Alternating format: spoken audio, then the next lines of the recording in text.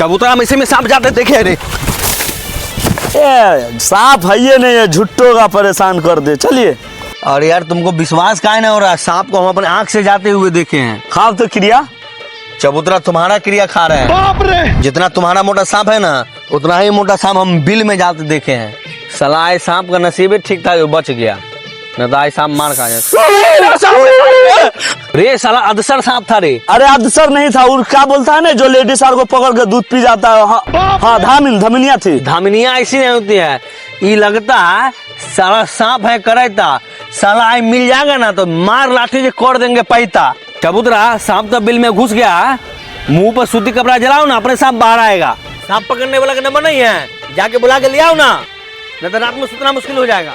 मुंह पर मारे, मुंह पर। हाँ आँख फोड़ दो, आँख फोड़ दो, नहीं तो उसके साथी सब घेर लगे रास्ता में। साला इतना मोटा सांप। चबूतरा घर से मटिया तेल लेके आओ, इसको गाड़ेंगे नहीं, इसको जलाएंगे और नागिन डांस देखेंगे। चबूतरा ये आदत हमको ठीक नहीं लगता है।